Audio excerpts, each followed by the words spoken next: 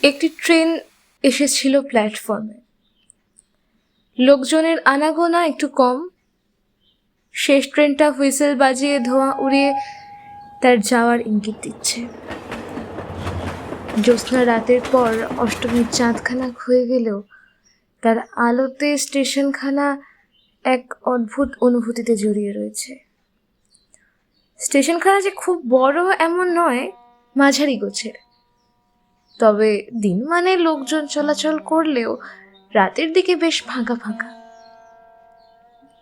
বছর 10-এর একটা মেয়ে এলাকায় ঘোরাঘুরি করছিল কিছুক্ষণ ধরে। দেখে সাধারণ বাচ্চাদের মতো মনে হলেও তার চাহনির মধ্যে দীর্ঘ প্রশান্তি। মেয়েটির সামনের কোঁকড়ানো চুল কপালের দুদিকে ঝুলে রয়েছে। সরু কপালের দুপাশ দিয়ে চুলগুলো এলোমেলো চোখের ওপর এসে পড়ে। শেষ ট্রেনটা স্টেশনে পৌঁছলে ট্রেন থেকে নামলো ঋত্বিক।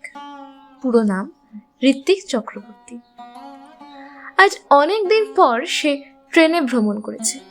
সাধারণত নিজস্ব দুটো বিলাসবহুল গাড়িতেই সে কাজে যায়, তাছাড়া 6-7টা শখের বাইক তো পড়েই থাকে। আজ কি হঠাৎ মনে হলো ট্রেনে করে রশ্মিতার বাড়িতে যেতে ইচ্ছে করলো।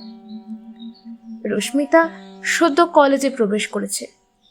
অবশ্য তার আগে সে ইঞ্জিনিয়ারিং পড়েছে 3 বছর, কিন্তু তার বরাবর ইচ্ছে শিক্ষিকা হবে, সমাজ সংস্কৃতি বাঁচাবে।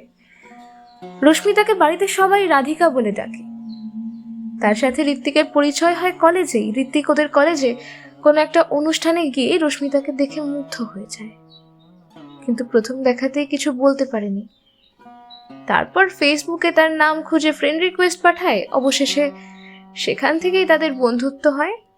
বন্ধুত্ব দৃঢ় হলে পৌঁছয় সম্পর্কে। অবশ্য রাধিকা মানে রশ্মিতা ঋত্বিককে প্রথমে ঠাট্টা করে ঋত্বিক দা বলেই ডাকত। বাবু, 2টি টাকা দেন না, কিছু খাবো। কথাটি শুনে চমকে ওঠে ঋত্বিক। তার পায়ের কাছে বসে একটা 10 বছরের বাচ্চা মেয়ে। মেয়েটির করুণ চোখে চিত্রিত এক দীর্ঘ ক্লান্তি। ঋত্বিক সাধারণত একটু কড়া ধাঁচের।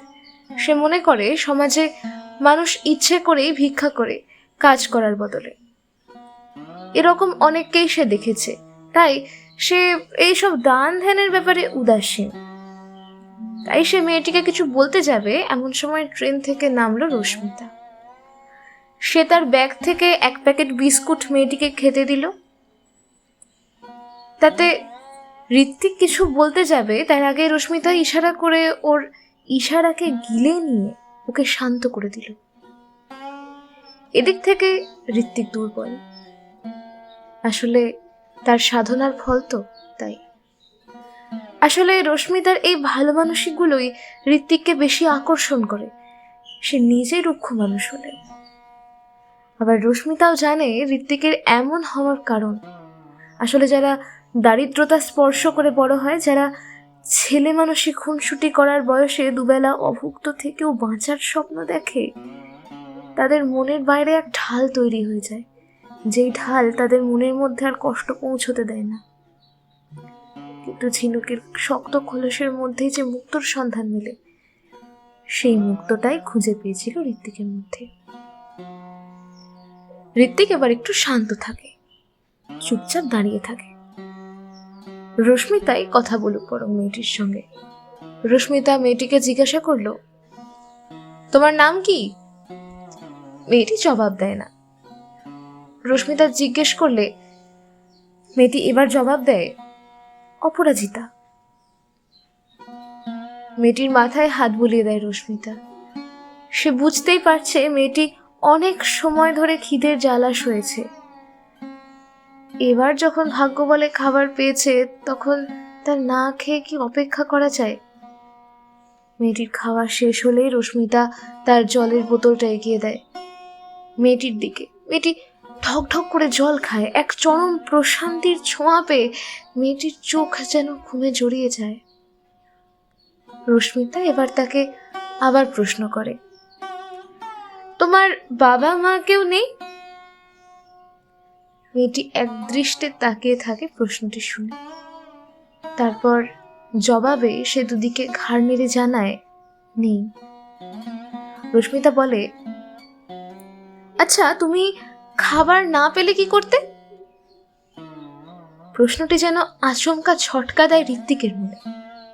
বাচ্চাটি জবাব দেয়,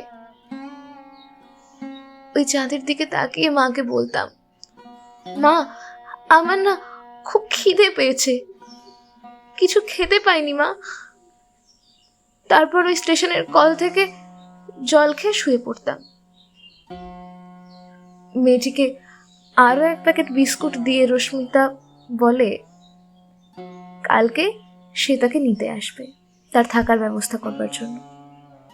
মেয়েটি খুশি মনে বিস্কুটের প্যাকেট হাতে নিয়ে স্টেশনের ছাউনির তলায় শুতে যায়। এরপর রশ্মিতা ঋত্বিকের দিকে তাকিয়ে একটু মুচকি হেসে বলে, কি ঋত্বিক মশাই, বাড়ি যাবেন না এখানেই রাত কাটাবেন? প্রশ্নটি শুনে ঋত্বিকের হুঁশ ফিরলে সে বাড়ির দিকে রওনা দেয়। অন্ধকারে ঋত্বিকের চোখ থেকে কয়েক ফোঁটা জল খসে পড়ে অজান্তে। মেয়েটির শেষ কথাগুলো যেন তার বড়ই চেনা, বড়ই চেনা।